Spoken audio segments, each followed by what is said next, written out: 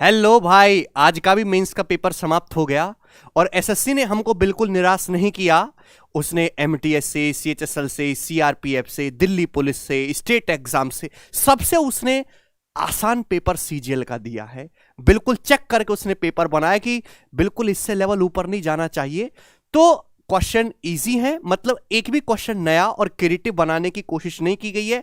जैसे सवाल प्री में पूछे जाते थे वैसे ही पूछे गए, फिक्स टाइप के क्वेश्चन है। एक बात मैं कहना चाहूंगा, प्रोबेबिलिटी का सवाल, प्रायिकता का सवाल अच्छा है। जिस बच्चे ने प्रोबेबिलिटी बिल्कुल नहीं पढ़ी या ऊपर ऊपर से पढ़ी है वो नहीं कर पाया होगा, क्योंकि उसके लिए आपको प्रोबेबिलिटी पढ़नी पड़ती। प्रोबेबिलिटी का वो सवाल सच झूठ बोलने वाला आया है कि भैया, और ये क्वेश्चन जो है हमने एज इट इज करवाया हुआ था कैरिबल एप्लीकेशन पे। तो ये जिस बच्चे ने देखा होगा इसने तुरंत मात्र 20 सेकंड में कर लिया होगा। कल जो क्वेश्चन आया था बॉल निकालने वाला, वो तो फिक्स टाइप का सवाल था। ये एक मिसलेनियस क्वेश्चन है, इसमें आपको पढ़ना पड़ेगा ढंग से। दूसरा कि स्टैटिक्स के 2 सवाल आए हैं सांख्यिकी के। 1 घंटे की वीडियो हमने चैनल पर अपलोड कर रखी है। जिस बच्चे ने वो 1 घंटा अपना दिया है ना, उसने वो 2 सवाल सॉल्व कर लिए होंगे मात्र 1 मिनट से कम ही टाइम में। ठीक है भाई, तो आप अगर आपने सांख्यिकी नहीं पढ़ी है तो उस वीडियो को देखो, फास्ट फॉरवर्ड करके आप आधे घंटे में इस वीडियो को देख सकते हो। आप पेपर में 1 सवाल कम से कम सही करके आ जाओगे, उससे बाहर जाना ही नहीं है शुरुआती लेवल पे। हालांकि सांख्यिकी बहुत बड़ा चैप्टर है, बहुत ज्यादा उससे वैरायटी बनाई जा सकती है, लेकिन अभी नया नया इंट्रोड्यूस हुआ तो वही 1 घंटा आपके लिए सफिशिएंट है, उतना ही पढ़ो केवल। ठीक, बाकी जो सवाल हैं वो फिक्स टाइप के हैं। प्री में ऐसे सवाल ऑलरेडी आ चुके हैं। लैंग्वेज को बिल्कुल नहीं ट्विस्ट किया गया, बड़ी लैंग्वेज का कोई भी सवाल पेपर में नहीं आया है। कैलकुलेटिव सवाल बिल्कुल भी नहीं आया, जैसे टीसीएस करती है कि डेसिमल में ज्यादा देती है या ऑप्शन में अप्रोक्सीमेशन बहुत ज्यादा होता है, नजदीक नजदीक ऑप्शन दिए जाते हैं, ऐसा कुछ भी नहीं किया गया है। ठीक है भाई, एडवांस में भी बहुत हाई लेवल आइडेंटिटी के या कंस्ट्रक्शन वाले सवाल नहीं पूछे गए, सीधे सीधे फॉर्मूला बेस्ड पूछे गए। फॉर्मूला बेस्ड क्या, सीधा फॉर्मूला ही पूछा गया है। मैं आपको 1 बाय 1 जैसे बताऊं कि कंपाउंड इंटरेस्ट का भी एक क्वेश्चन है, सिंपल इंटरेस्ट का भी एक क्वेश्चन है, दोनों ही सिंपल सवाल है।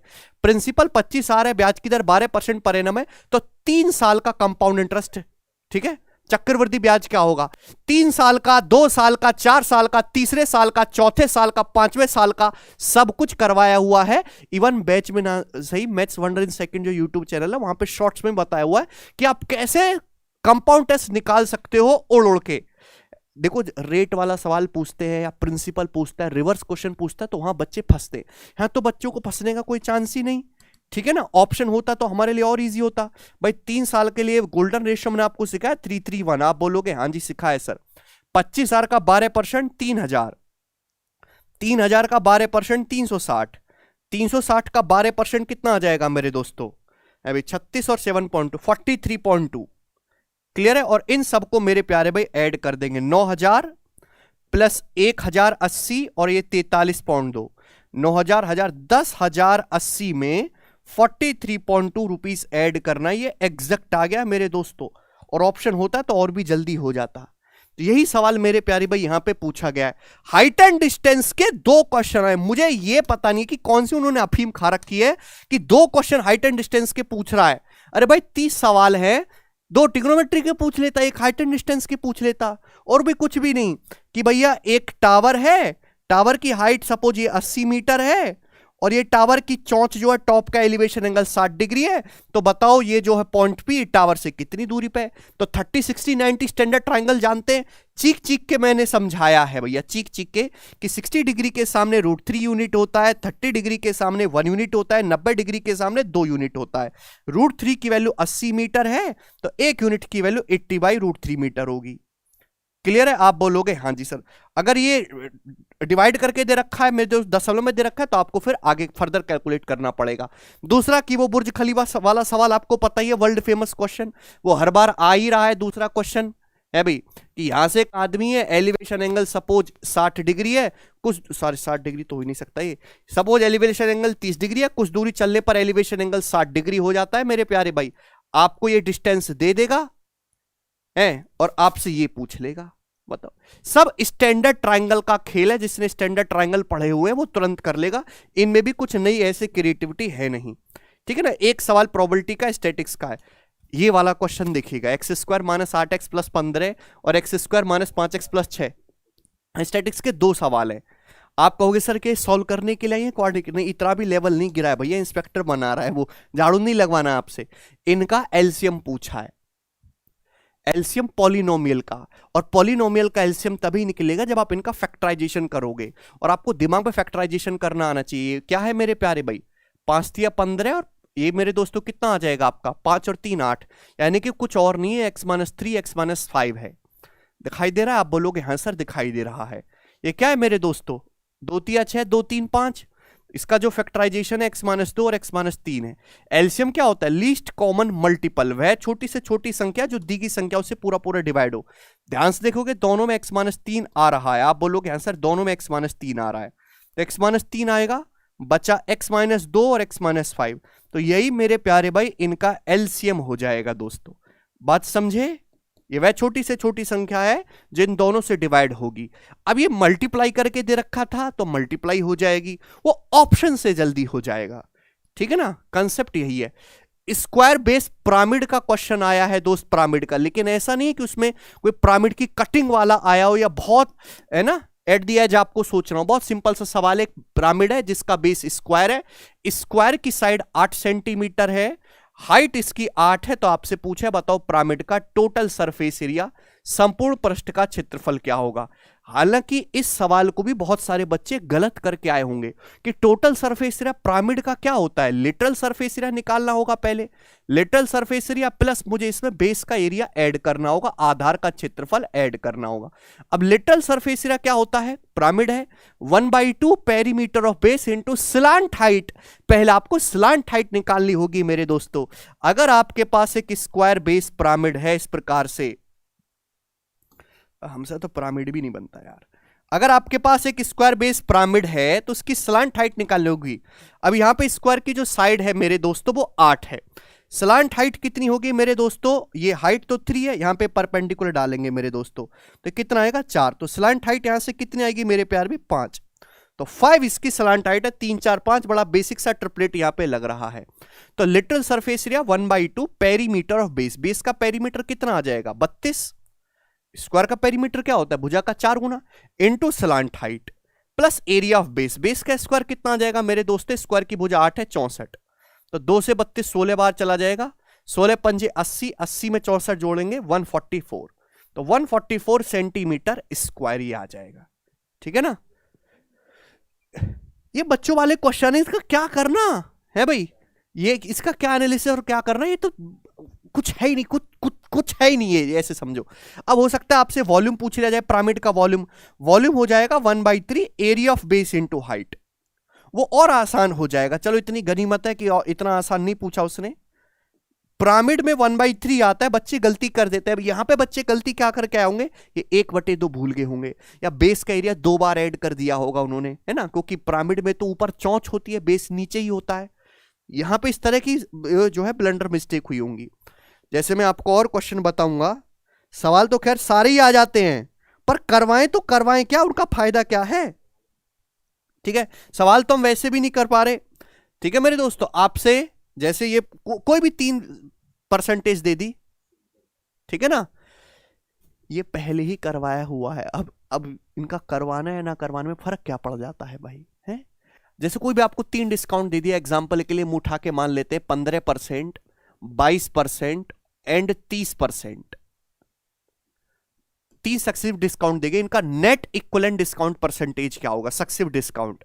आप रेशियो से भी कर सकते हैं, वो डिपेंड करेगा कि सवाल के ऑप्शन कितने दूर हैं, या फिर आप जो है ये फॉर्मूला भी इस्तेमाल कर सकते हैं, x + y + z तीनों को जोड़ो और -xy + yz, डिस्काउंट में ना बीच में माइनस आता है, -xy + yz + zx/100, फिर तीनों की गुणा करनी है आपको xyz बटे 10,000%,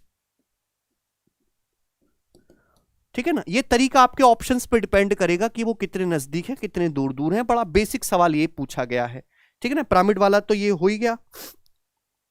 अच्छा,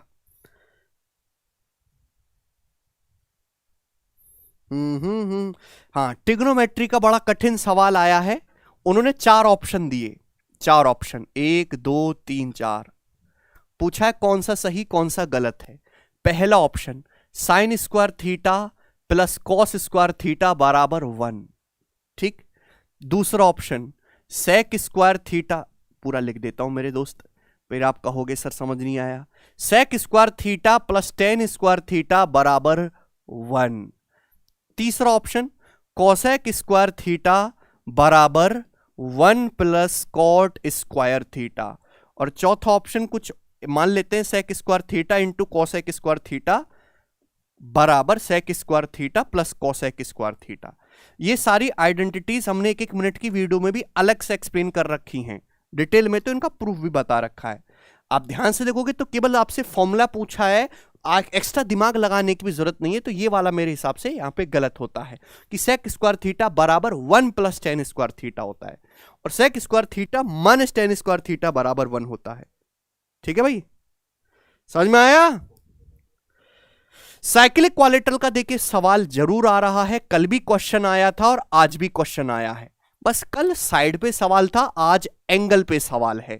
ठीक है ना, और उसमें डायमीटर दिया हुआ है, बात समझे? हाइट एंड डिस्टेंस के दो सवाल आप जानते ही हैं, साइक्लिक क्वालिटरल का क्वेश्चन है।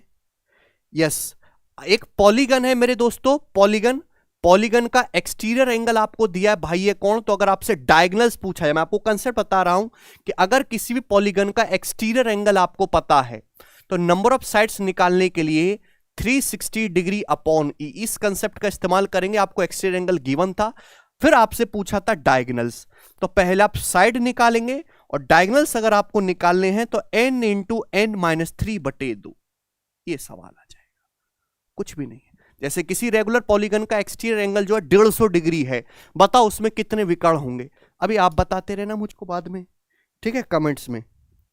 स्टैंडर्ड डेविएशन मानक विचलन का एक सवाल आया है, नंबर्स दिए हुए, इनका स्टैंडर्ड डेविएशन आपसे पूछा था। ओके, वो सवाल आया है कि ए ने बी को बेचा, बी ने सी को बेचा, सी ने डी को बेचा, भाई इसने इतने रुपए में बेचा, बताओ पहले आदमी का कॉस्ट प्राइस क्या है। तो आप ये रेशियो से भी कर सकते हैं और ये आप स्टैंडर्ड परसेंटेज से भी कर सकते हैं, इच्छा आपकी है। प्री में भी ऐसे सवाल आए हुए हैं, बल्कि एमटीएस में सीएचएस में इतने कैलकुलेटिव सवाल आए हुए हैं ना इस डाटा पे जिसकी कोई हद नहीं। ठीक है भाई, और तो मुझे इसमें कुछ भी समझाने वाला है नहीं, तो चिल होके पेपर दे के आओ। ठीक है भाई, रीजनिंग का जो है वो थोड़ा सा स्टेटमेंट वाले जो सवाल आए हैं वो अच्छे हैं, 3-4 सवाल। कंप्यूटर एबिलिटी की बात करें तो 5-7 सवाल निहायत ही कठिन है, लेकिन बाकी के 14-15 सवाल आसान हैं। अगर आप अदर एग्जाम जिनमें कंप्यूटर पूछा जाता है उनके प्रीवियस ईयर भी देख के जाओगे तो आप ये समझो कि 20 में से 12-13 क्वेश्चन तो आपको डायरेक्ट मिल जाएंगे, लेकिन 5-7 क्वेश्चन कठिन भी है। शॉर्टकट की से सवाल जरूर पूछे गए हैं। इंग्लिश बोल रहे थे कि इंग्लिश में सिनोनिम एंटोनिम जो वोकैबुलरी वाला पार्ट है बहुत इजी है। पीक्यूआरएस वाले जो क्वेश्चन है वो बड़े बड़े आए हैं थोड़े से, जिनमें आपको पढ़ के टाइम देना पड़ेगा।